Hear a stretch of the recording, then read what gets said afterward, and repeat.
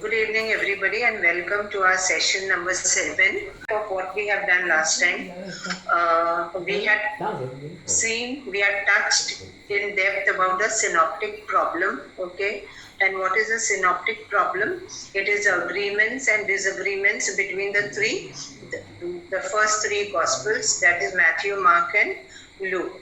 So there are a lot of similarities, but there are also differences, and how the relationship between these three texts of the gospel, how they are interrelated, how they are interdependent, okay, that comes under the umbrella term synoptic problem.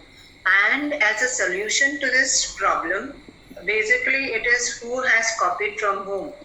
And we had looked into three main theories. We had seen the first two gospel hypotheses, which is more or less based on the earlier church traditions. Then that is also called the Greshbach hypothesis. Then we had looked at the two source theory. When we went into the two source theory, basically two sources, okay, comprise the compilation of the text of all three gospels. We have Mark as one source, and you have the Q source, the quelle, the silent source. So from these two sources, a major chunk of the gospel text have been drawn, that is Matthew and Luke have borrowed from these two sources. But apart from that, they have very specific material that is unique only to them. Like Luke has a huge amount of material that is specific only to Luke, unique to Luke, and you will not find it in any of the other gospels. Similarly, Matthew also has certain amount of material which is unique only to Matthew. So when we bring this element of unique material to Luke and to Matthew, the two source theory automatically expands into the four source theory. So basically, the most common accepted theory regarding the solution to the synoptic problem is the two source and the four source theory. But before we go today to the Gospel of Mark, bear in mind always that these are only merely theorizings. This is only a theory that is put forward. Till today, many of the traditional scholars and all, they discredit these theories on two main ideas. Till today, there is no manuscript, even a fragment, discovered about the Q source, the Q gospel, what we talk about, the sayings gospel. Like all the sayings have been drawn from the Q gospel. So that Q gospel is only a hypothetical gospel. It is only an idea. That idea has not been supported with any concrete evidence till today. And that is why there is one particular scholar who says that Q source does not exist at all, and there are many who fall in line with that. So remember that, this two source or the four source theory is basically theoretical conceptions that have come from the mind of New Testament scholars. So we really don't know what is the truth about it. So keeping this in mind, today we go to the Gospel of Mark. When we go to the Gospel of Mark, Markan priority is one of the key cornerstones of the two source and the four source theory. Today, there is accepted consensus even among the traditional scholars. It is an accepted fact that Mark is the earliest of the Gospels. So today's session number 7, we will be having 4 sessions on the Gospel of Mark. Today is going to be the first one. Today we will look into the background to Mark's Gospel, and presuming the Markan priority that this is the first Gospel, we will be going forward. These are the typical pictures of Mark. He is always associated with a lion. Okay, these are all themes that are drawn from the vision of Ezekiel. And the lion is basically also, there is an allusion to the Old Testament of the book of Amos, where, like the voice of God is compared to the roar of a lion. So when Mark comes out, the very first statement of Mark's gospel is the gospel according to Jesus. These are the first words of Mark's gospel. So it is like a rule. He makes a very programmatic proclamation that he is coming, he's announcing the good news about Jesus. Okay, Jesus himself, not only good news about Jesus, but Jesus himself is the good news. So we'll look first into the questions on Mark's authorship.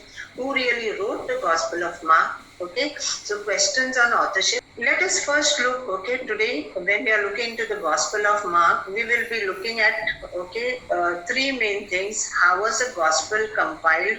Who is the author behind it? And the identity of that author. So let us base all our observations of today, whatever we will be learning today. This is all mined from all the early church fathers whom we have already introduced in our second, third and fourth sessions. Most of them, in particular, we will be talking about Irenaeus. I've already spoken to you about him. Then we will be touching upon Papias' testimony.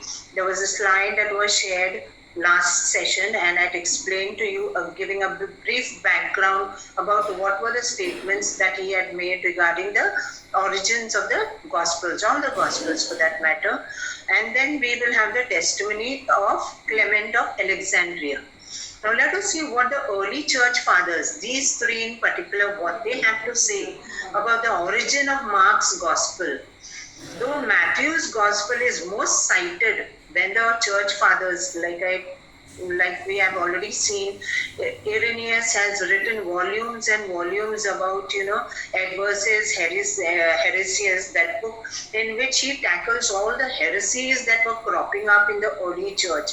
And there it is these are volumes of great amount of written work by these early Christian writers. And in this, they make all the allusions to the people who wrote, whoever were the writers of the gospel. So let us see first here, Papias was one who has written huge volumes of work, almost 15 volumes of work, which is all lost, is not there.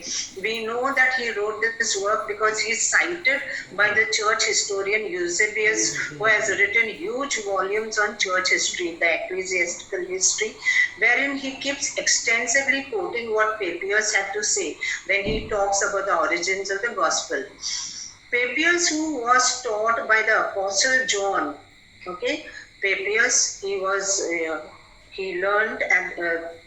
a student and a disciple of Apostle John, who was later on, after Jerusalem, the collapse of the Jerusalem temple, and maybe a little earlier also. Okay, John had already based himself in Ephesus, that is the early church tradition.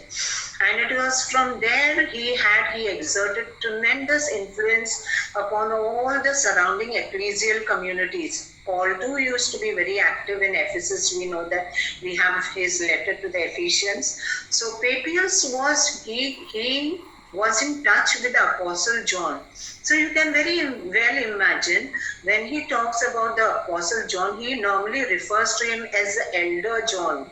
Papias has a habit of referring to the apostles as elders. So maybe, it is a form of respect maybe to the apostles, and that is why normally he always refers to them as elders.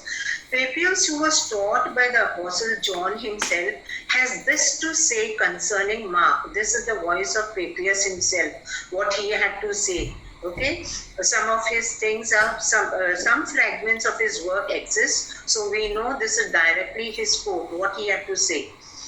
These are his words. And the elder, when he talks about the elder, is referring to John the Apostle, used to say this: Mark, having become Peter's interpreter, wrote down accurately everything he remembered, though not in order, I've underlined those, of the things either said or done by Christ.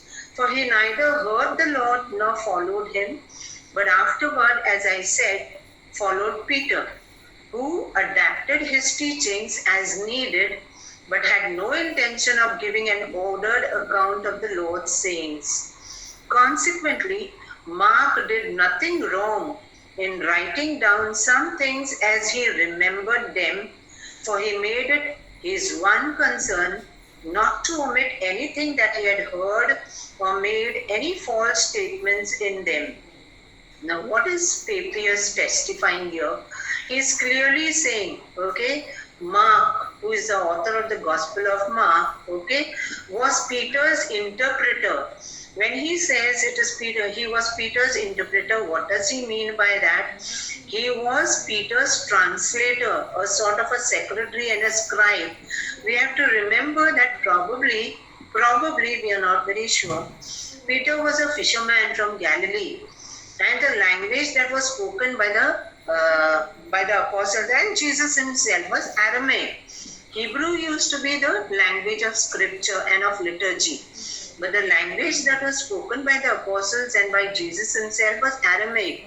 Okay? So when Peter migrated from the church in Jerusalem, he was very active in Antioch and he was held in very high esteem.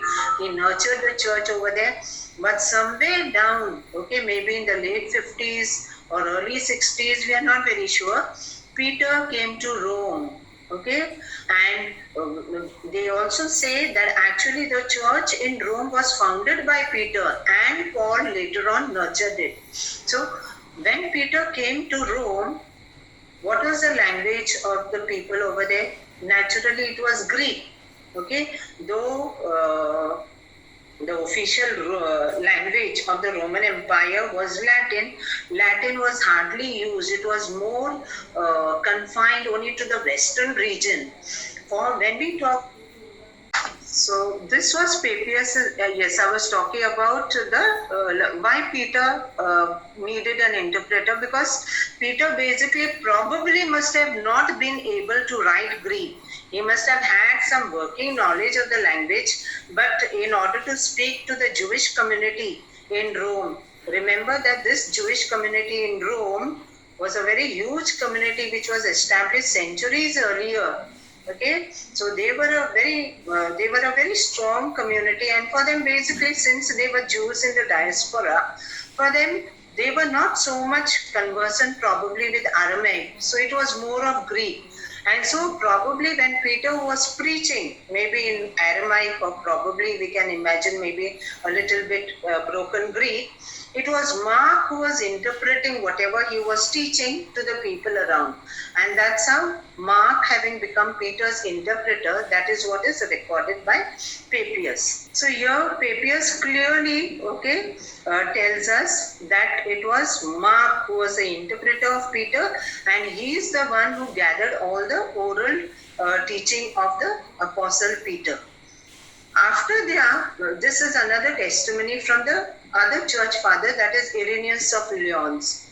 After who is this Peter and Paul's departure, Mark also, the disciple and interpreter of Peter himself, handed down to us in writing the things which were preached by Peter. So again here we have another very strong testimony by Irenaeus of Lyons, probably quoted in Edversus Hyrieus, his great magnum opus, great work of his. Similarly, we have another testimony by Clement of Alexandria, who was another church father, very active in the church in Alexandria. Because soon after Jerusalem, it was Alexandria which was a growing Christian community. See what he has to say.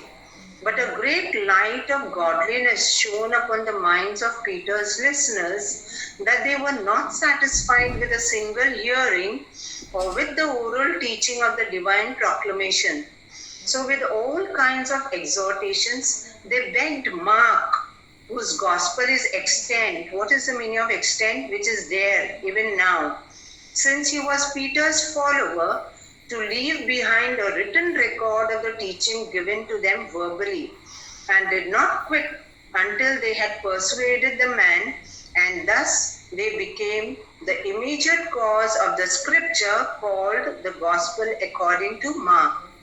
And they say that the apostle, aware of what had occurred, because the Spirit had revealed it to him, was pleased with their zeal and sanctioned the writing for study in the churches. Okay, so here also we have Clement of Alexandria, very clearly telling us that Mark, John Mark, he is actually called John Mark, he is the actual writer, okay, of the Gospel of Mark. He is the one who gathered all the oral teachings and preaching of the Apostle Peter in Rome, and that's how this was a demand which came from the community. The community wanted that whatever Peter was preaching, it could be put in writing.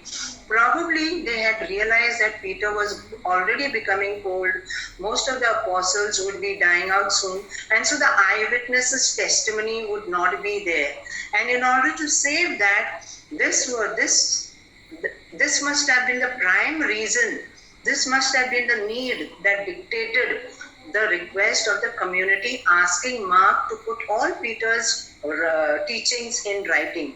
And this he also mentions, Clement, that this was sanctioned by the Apostle Peter himself. So now let's sum up the early church fathers' answers to our basic questions. Who wrote the Gospel of Mark? So according to the church fathers, the author was Mark, who was both the disciple or follower and the interpreter or translator of the Apostle Peter. Maybe he was interpreting on behalf of Peter, translating also maybe from Aramaic to Greek. Papias admits that Mark was not an eyewitness to Jesus. In Papias' testimony, we have clearly said he neither saw or heard Jesus. He mentions that. He neither heard the Lord nor followed him. So that settles the question as to who wrote the Gospel. How was the Gospel of Mark written? What was the manner in which all the Jesus traditions were gathered together into the final text of the Gospel? This is it. The early Christian writers agree that the Gospel of Mark was based on the teachings or preaching of the Apostle Peter. Most importantly, Papias states that while Mark did not necessarily write down what Jesus said in order, okay, see, he emphasizes over there, whatever Mark has written, that may not be the chronological order. When we talk about chronological order is what followed what, like in what, as per the timeline. Maybe Mark must have not followed the timeline, but for him, for Mark, the central concern at the back of Mark's mind was always to be faithful to whatever Peter was preaching about what Jesus did and what he had heard from him. So Mark did not necessarily write down what Jesus said in order, in chronological order. That's what is implied, is because his major concern was to accurately record Peter's oral teaching as it was imparted to the church in Rome. This means Mark acted as a kind of secretary or scribe who wrote on Peter's behalf and made it his goal to faithfully record what Peter said Jesus did and taught. This is very much believable because we know that in 1 Peter, in that letter 1 Peter, Peter mentions about Silvanus, another person, one of his disciples, Silvanus by name, writing down, that he is dictating what is to be written, and Silvanus is conveying, he is jotting down the contents of 1 Peter as dictated by the apostle. We come to the third point now, based, on all the testimony of the church fathers, or the early church fathers. Third was, when was the Gospel of Mark written? Now here, there is some disagreement among the early church fathers. And what is that disagreement? It is not a very major disagreement, but whatever it is, it does have a bearing. Why? Because one of them says that the text of the Gospel was already put to writing before Peter died, and the other one says that it was put in writing after Peter died.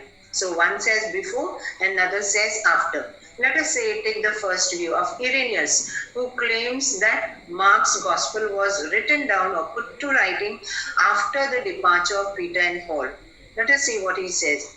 Irenaeus suggests that the Gospel of Mark was handed down in writing after the departure. He uses this word, the departure. The departure means in Greek, exodon. He uses this word of Peter and Paul. What does he mean by departure of the apostles Peter and Paul? Did they leave Rome and go somewhere? He is presumably referring to their death by martyrdom dated around AD 66. Why 66? We will be seeing in the oncoming slides very soon. We know that Peter and Paul suffered martyrdom under the emperorship of Nero, when Nero was emperor. And we know that when Peter and Paul were preaching in Rome, he was emperor, but he died in the year AD 68. He committed suicide. So definitely prior to that, when the persecutions had already broken out in 64 AD, okay, that is with the great fire of Rome. We'll be coming to that also. So maybe in those, when those persecutions were unleashed after 64 AD, maybe around any time after that, probably 66, some of them even say 67, but definitely by AD 67, Peter and Paul were no more. So this would place the origin of Mark's gospel sometime in the late 60s of the first century AD. Okay, sometime in the late 60s of the first century AD, that is after they had died. But there is a slight contradiction as to what Irenaeus maintains from what Clement of Alexandria has to say. Clement of Alexandria, on the other hand, claims that Mark was written while Peter was still alive, and that the apostle himself sanctioned the reading. You remember just the slide before we have read out what he was saying. In that he says that the apostle Peter had sanctioned the text of Mark's gospel. And when he had approved it, copies of it probably were made of the scroll, and they were circulated to the churches around, to the ecclesial communities around. Probably many of them maintain that this could be one of the reasons Mark, being the first one who wrote the gospel, his gospel is so very short with only 16 chapters compared to the other text of the other gospels. Okay, so Clement of Alexandria, he says that it was during the lifetime of Peter that Mark's gospel was already converted into a text of his oral teaching. This claim would place, now if we go by the claim of what Clement of Alexandria says, that it was in the living memory of Peter that the gospel was put down, it would obviously mean that the Gospel of Mark was written before the death of Peter, and so before AD 67 or 66. Now, what conclusions do we draw? These are very important.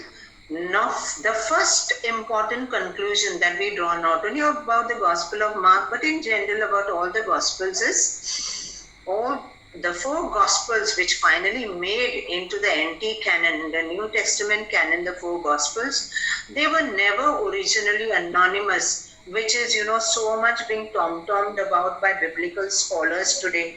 I had reminded you once that, remember, many of the biblical scholars today, they only study the text of the Bible as an academic study. Okay, for them it is just an academic study, and that is why it is a very common practice today to just begin saying that the Gospels, all the four in fact, were anonymous. Okay, and the names, the authorship was attributed to them in later centuries, which is actually a myth. Okay, seen from the evidence that we have presented, it's very clear that the Gospels were never anonymous. It was always with a name, okay, attributed to it. Second, the only disagreement regards the time, whether pertaining to the Gospel of Mark here, the only disagreement regards the time, whether it was written before or after Peter's death. Okay, and the third, there is complete unanimity. This is the most important part. There is complete unanimity. Unanimity, what do we mean by that? Consensus, general agreement on who wrote the gospel and how it was written.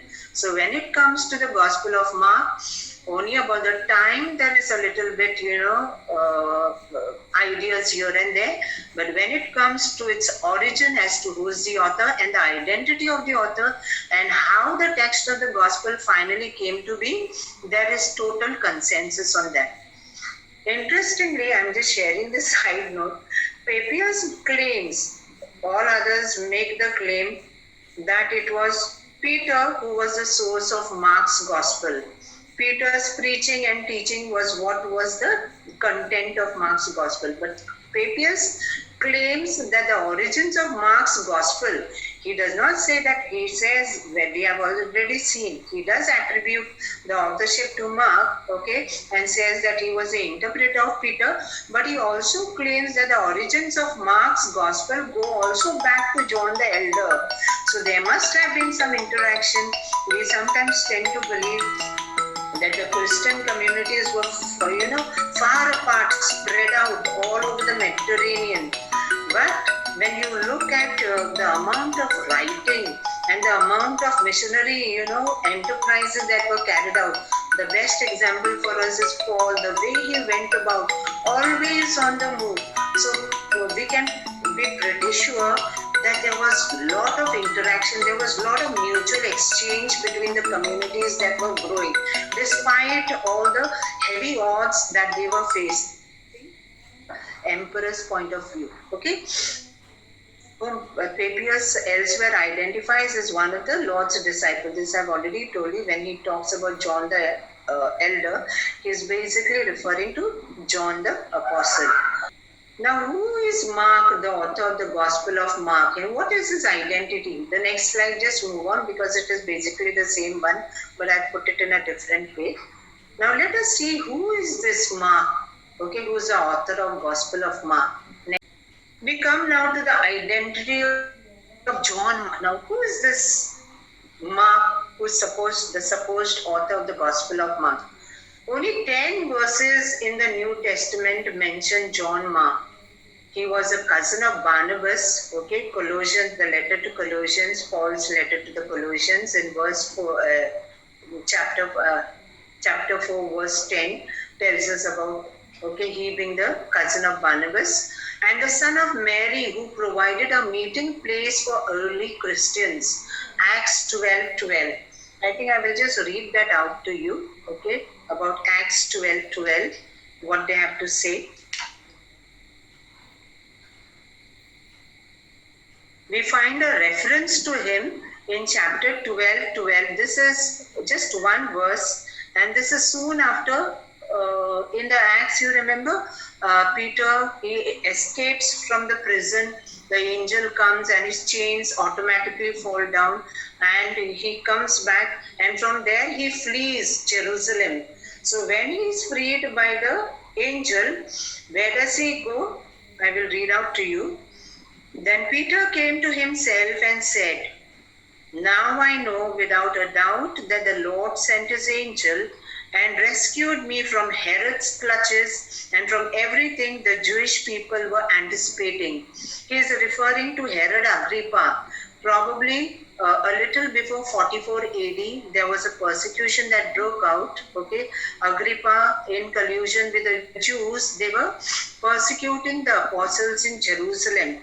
And Peter was imprisoned, and so he somehow has a miraculous escape, and from there he comes here.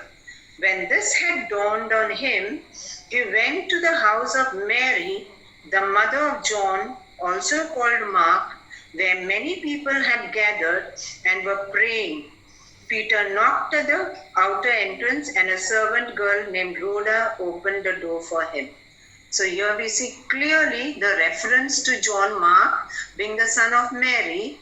Son of which Mary? Son of the Mary who provided a meeting place for early Christians. So what I read out to you clearly tells us that maybe this was a small house church, and Mary must have been a person of some means because she was able to accommodate all of them. And it is here that Peter comes. Some also speculate that John Mark was a young man at the Garden of Gethsemane who fled the scene, leaving his linen clothes behind him. I'll read that also out to you, the reference to him. Okay.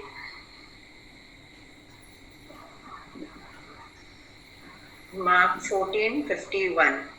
A young man, this is the Passion narrative in Mark. There is a reference to this young man just with one verse. Okay. A young man wearing nothing but a linen garment was following Jesus. When they seized him, he fled naked, leaving his garment behind.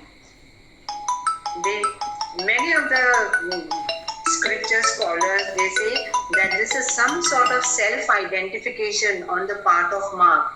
But there are also other Gospels scholars who say that, having the focus on the word, that linen clothes used to be worn only by the priest, the Kohanim, they were called the Kohanim.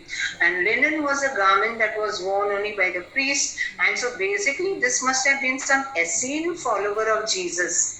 Okay, somebody from, there was a sect called the Essenes who considered themselves, apart from the Jerusalem priests, they considered themselves to be priests. I will be elaborating that in the later sessions of mine. So they also always wore only linen garments. So probably an Essene, but many of them say that it is a self-identification. It is John Mark himself probably who was following.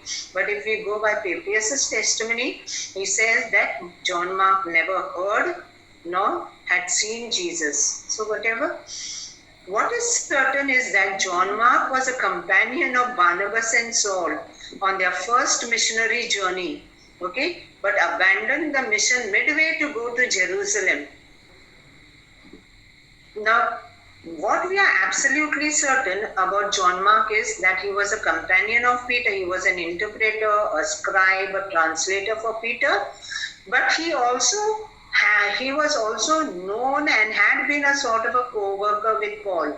Where did Paul run into Barnabas, run into Mark, John Mark? John Mark, remember, was a cousin to Barnabas. So when the first missionary journey was started out from Antioch, they were commissioned to go out. Paul and Barnabas, they took John Mark along with them.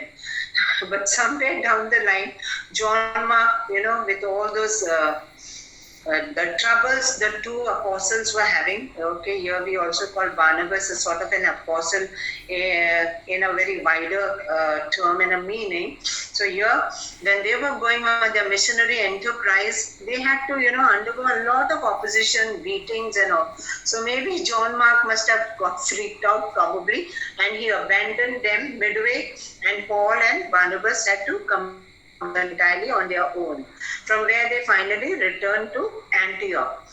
Consequently, now when they wanted to go for the second missionary journey, Barnabas proposed that they should take John Mark along with them, and Paul had a very fierce argument and refused to, comply, and told Barnabas that he can take him along with him, and he would under no circumstances was he willing to take John Mark along with him. That shows us the character of Paul, a man who was extremely disciplined, because remember, he was after all a very trained Pharisee. So Paul insisted that he will not take John Mark along with him, and instead of that he took Silas with him.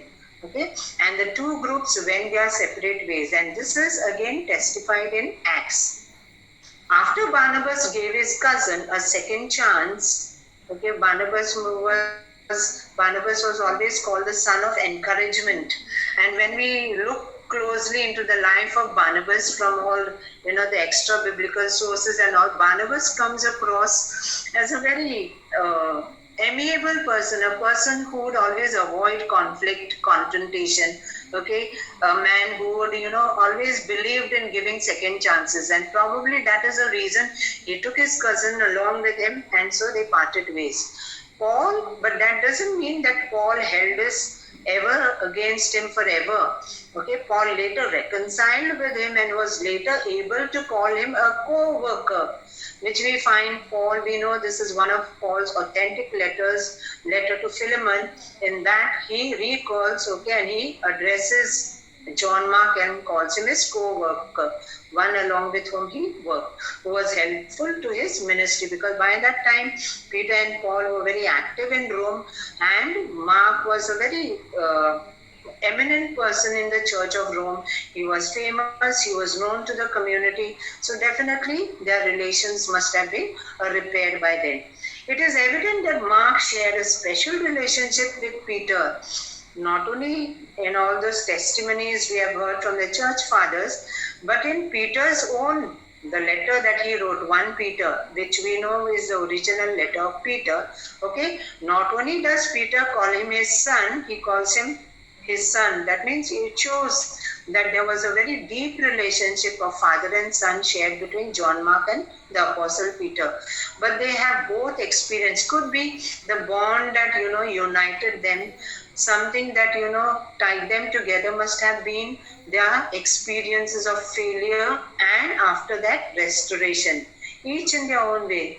Peter, when we talk about the Gospel of Mark, when we will be touching on the main themes of the Gospel, we will see, we have to remember that in the Gospel of Mark, amongst all the remaining 4 Gospels, it is in the Gospel of Mark that the apostles come across as the greatest failures. So much so that when we read the Gospel, the entire text, we feel that, the author of the Gospel is very critical of all the apostles.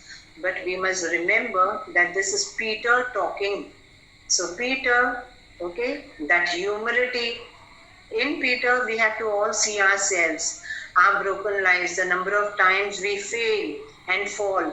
And yet Jesus is always willing, to restore Peter back to his preeminence. So here, that must have been probably the special bond that Peter shared with John Mark, because both of them had experienced failure and were restored back again to full brotherhood.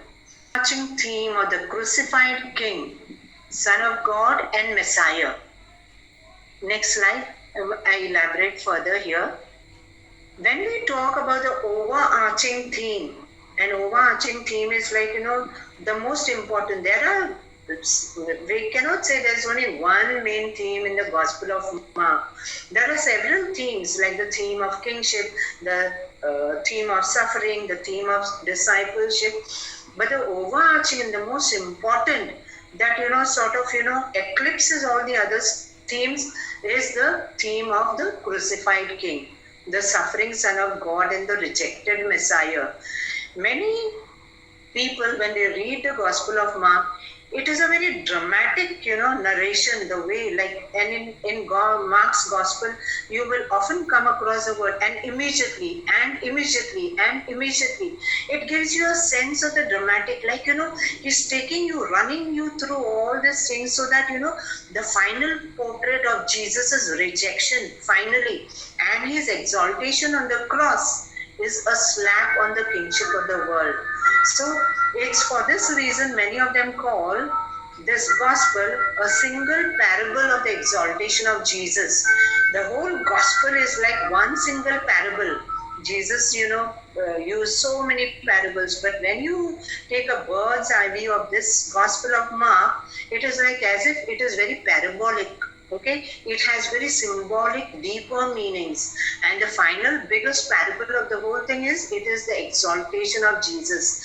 That final enthronement of Jesus on the cross with a crown of thorns. It is like, it's telling you that finally you have all the kings and emperors of the world, but in reality, he is the true king. Enthroned between the 2 thieves over there. So the theme of enthronement, the theme of the crucified King, the rejected Son of God and Messiah, this is the overarching theme.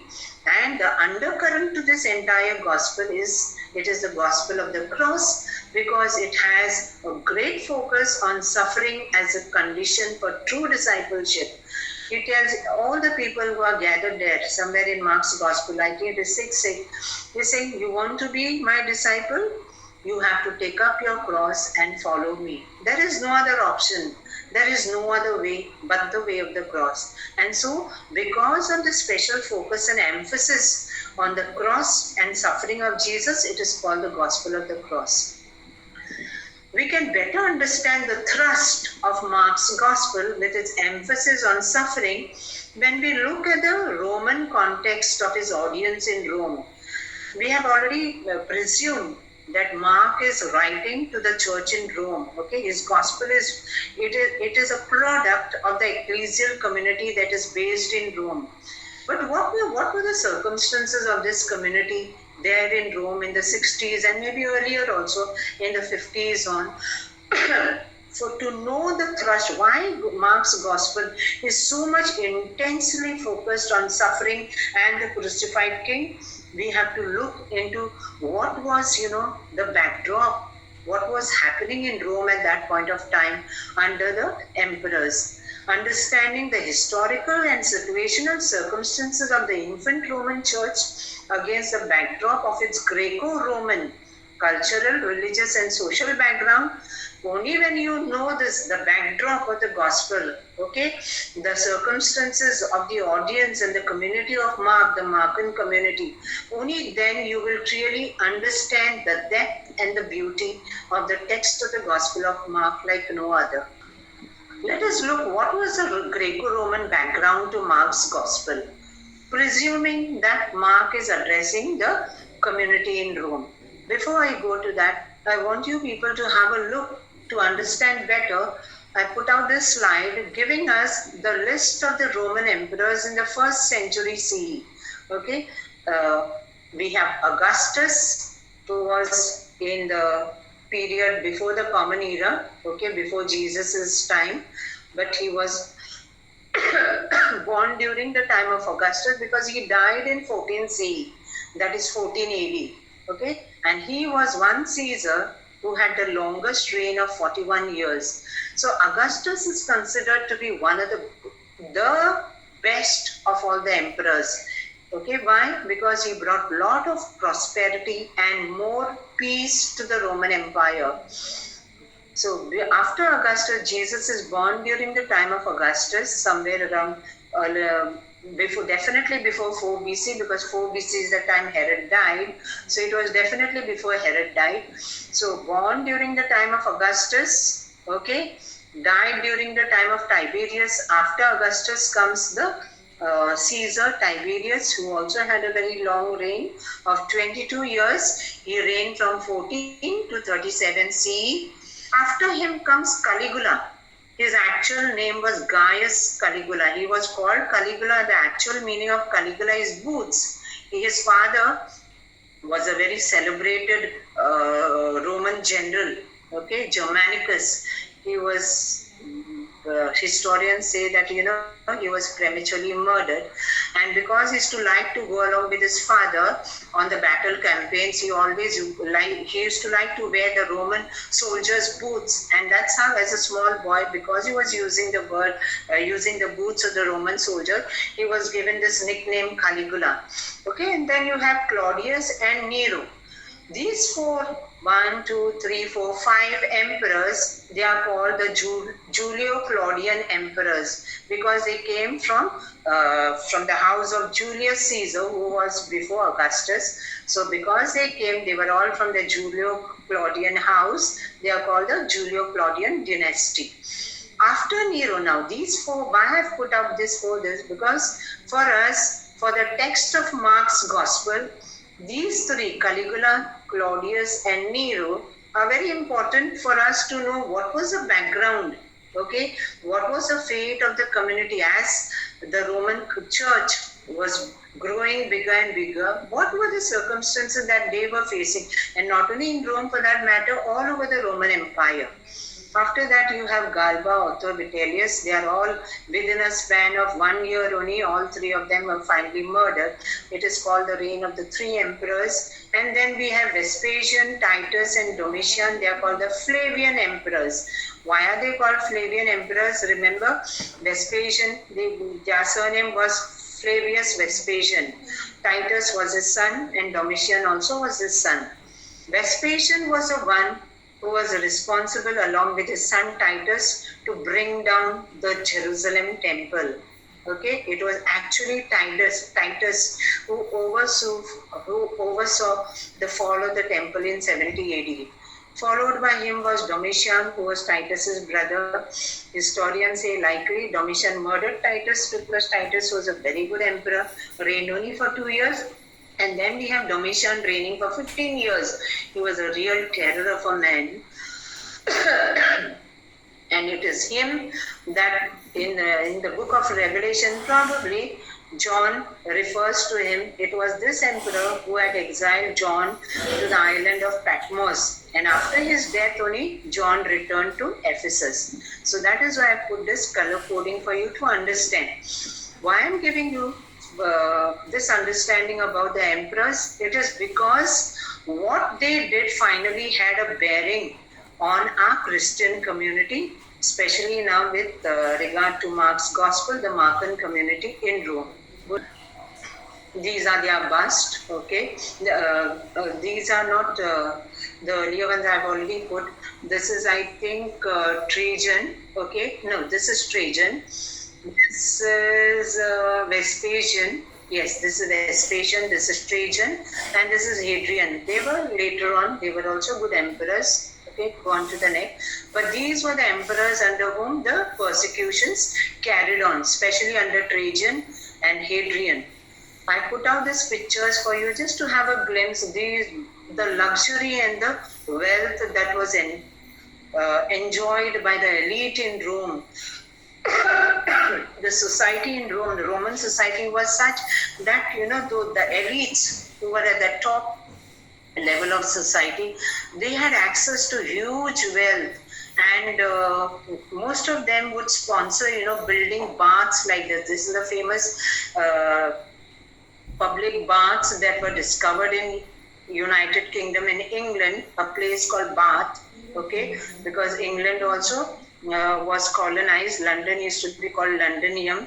It was conquered by the Romans only, and the foundation of the city of London also was laid by the Romans. So here, these are the way, all this, even the common people, they had access to this public baths. So public baths used to be sponsored by all this royalty in Rome. Next, please. I think the next picture is also somewhat like that. Next.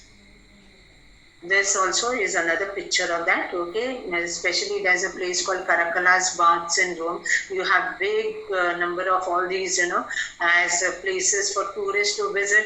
If you ever happen to go to Rome, you must pay a visit to all these places. Next, please. I put out these pictures for you to have a sense of what Roman society was like. Okay, now here we come. There was this particular Caesar, Claudius. Remember, I put out that chart. Claudius was the emperor just before Nero came to power. Okay, he reigned somewhere from 41 AD right up till 54 AD for briefly, for I think a period of around 13 years.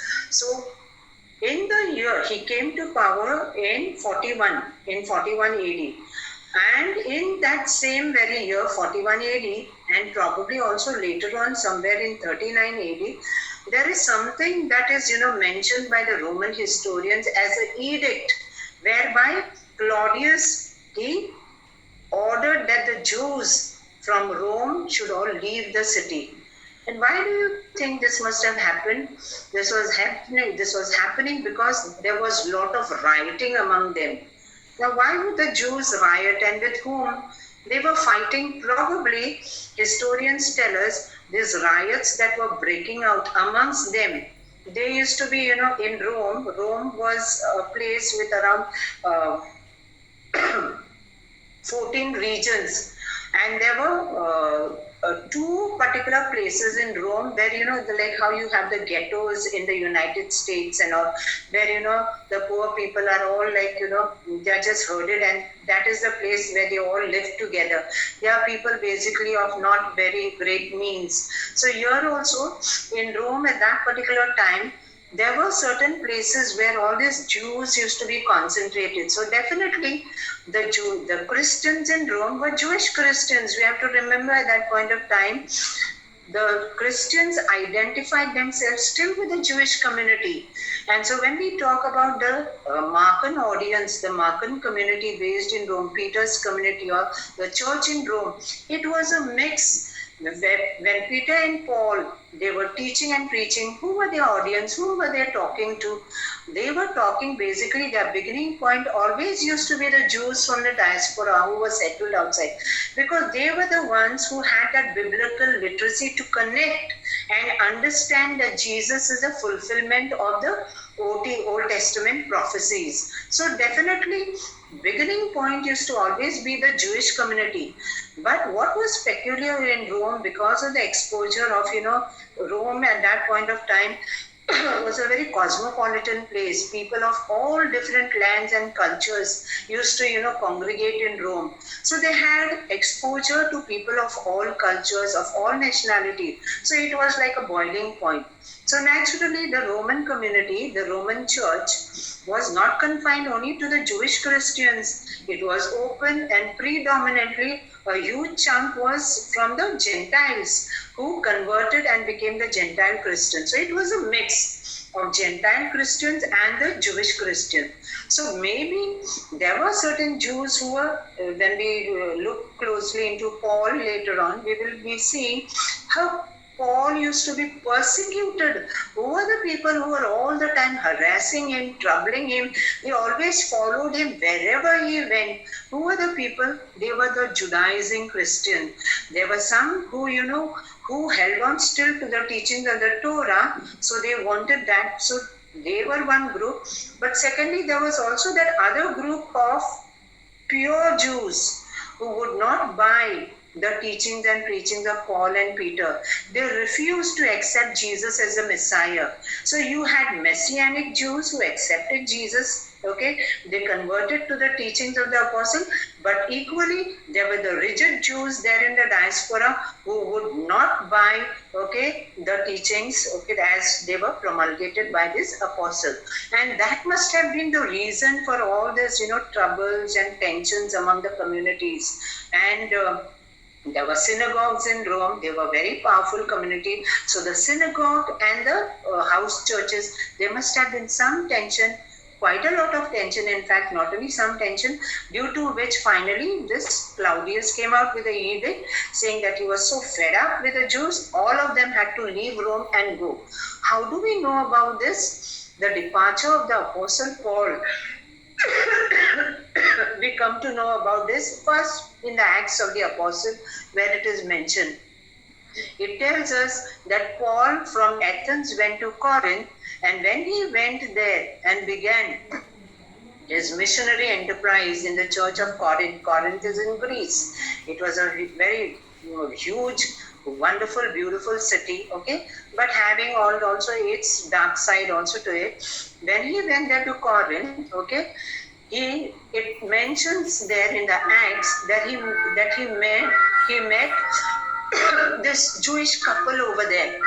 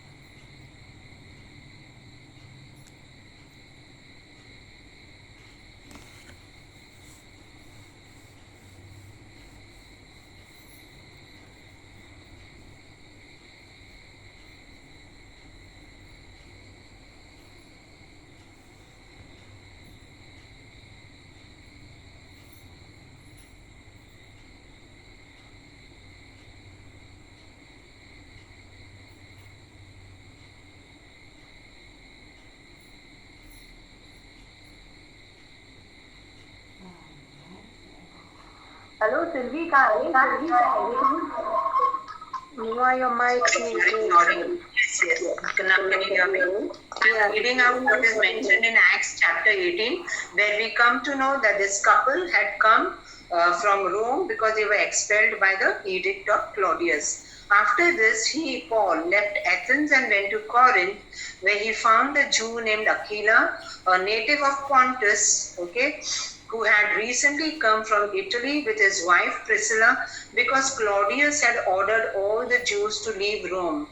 Okay, so this is the quotation how we come to know that Emperor Claudius, way back in 41 AD, he had come out with this edict of Rome. Why is this edict? Why are we talking about this? Okay, this event of the expulsion of the Jews from Rome by the Emperor Claudius is corroborated by several Roman historians. We know this for a fact not only because it is mentioned in the Acts of the Apostles in chapter 18. Just a moment, hold on please.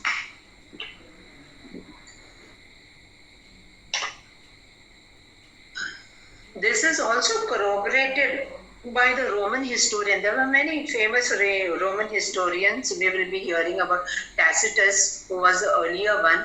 There was another one, Suetonius, whose work, The Life of the 12 Caesars, continues to be there. So we know what is there in the text of that. And he states over there, he states, because the Jews at Rome caused continuous disturbances at the instigation of Chrestus, look at the word, he, that is Claudius, expelled them from the city.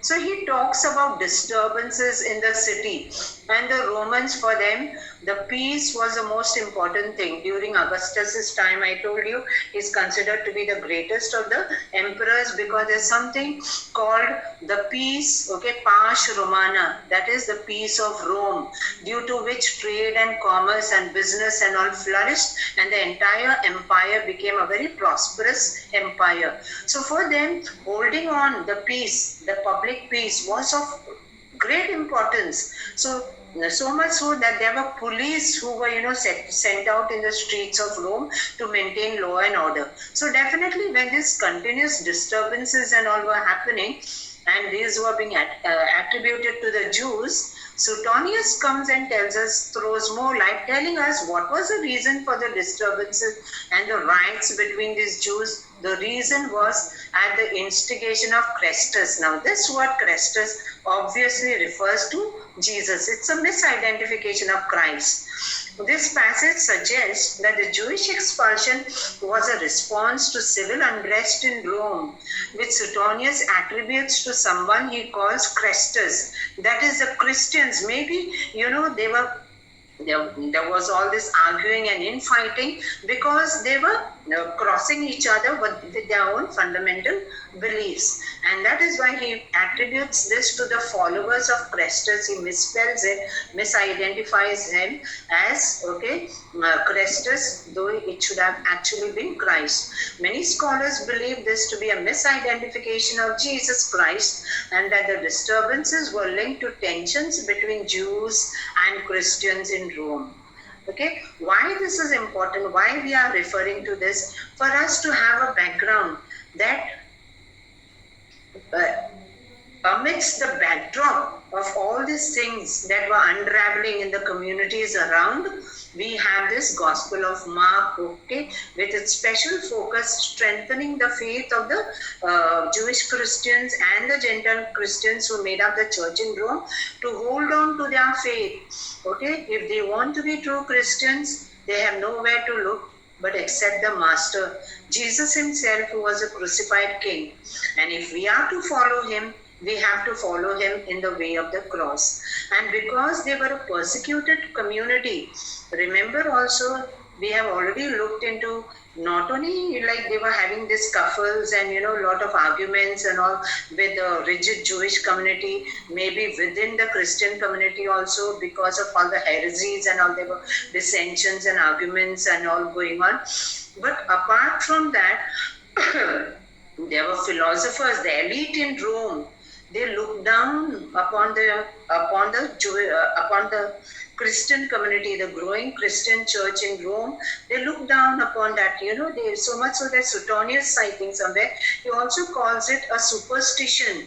Okay, an evil superstition. So much so that the followers of Jesus there in Rome, they stood out from the rest of the community for the beliefs that they professed and held on very steadfastly.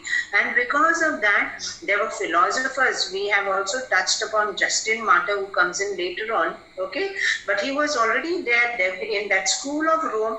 There was a gallery of philosophers who were all the time contesting and trying to downgrade the philosophy behind the Christian beliefs. So keep all this in mind. So against the backdrop of all this, there was this turmoil within the community, outside the community, okay, that finally was, the Gospel of Mark emerges from all this turmoil as a testament to the faith that needs to be held on profoundly by the growing community.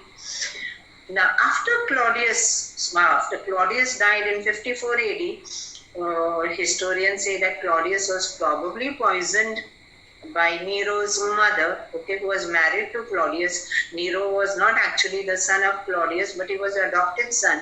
But he was a son of Agrippina, who was a great schemer and a real power behind the throne, because Claudius was quite a weak emperor. So it was always Agrippina behind the throne who was calling the shots. So she must have maneuvered when Nero came. I think Nero was barely 16 or 18 years old when he actually became the emperor. So Nero, when he became the ruler in AD 54, after the death of Claudius, Nero has gone down in history as a mad emperor. I'm sure many of you must have read a lot about this. Okay, he was truly a maniacal sort of an emperor.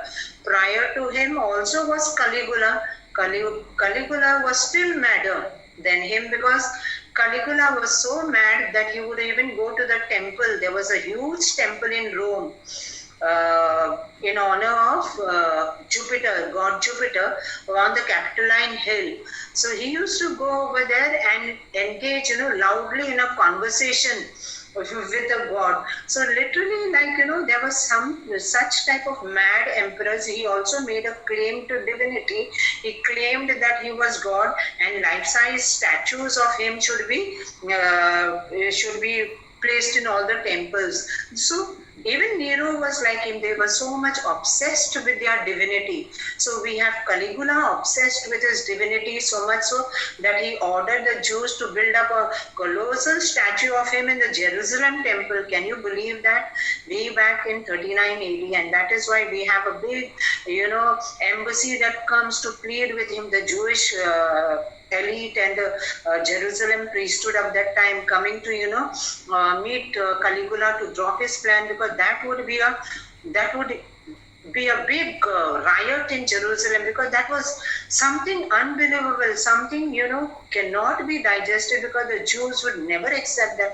Well, they were the ones who did not, they believed in a monotheistic God, in a single God.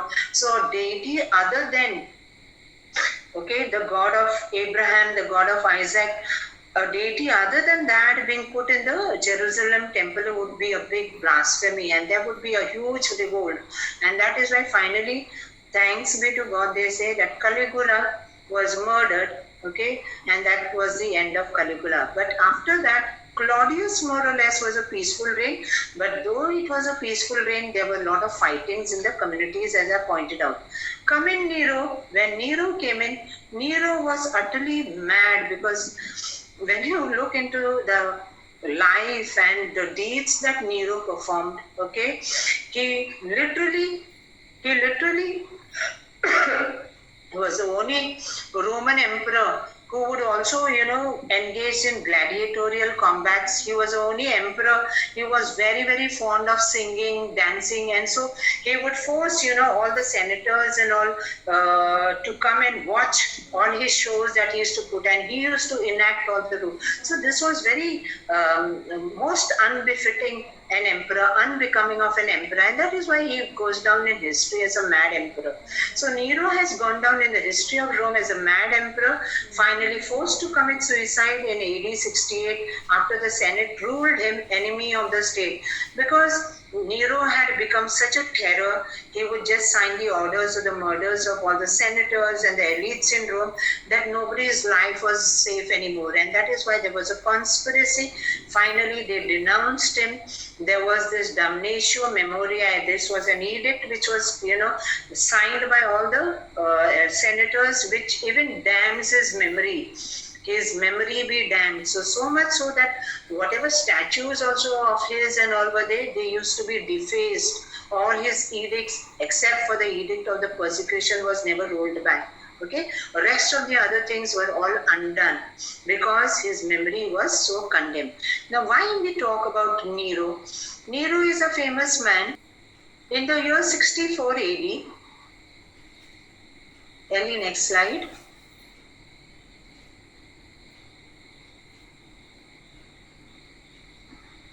In the year 64 AD, when Nero was emperor, there was a huge fire that broke out in Rome. Okay, a devastating fire breaks out in Rome and rages on for 9 full days in the summer of 64 AD. And according to this historian Tacitus, one of the most powerful historians of the Romans, okay, he thinks that Nero actually deliberately started the fire. But what happened because of this fire? When this fire broke out and raged on for 9 full days,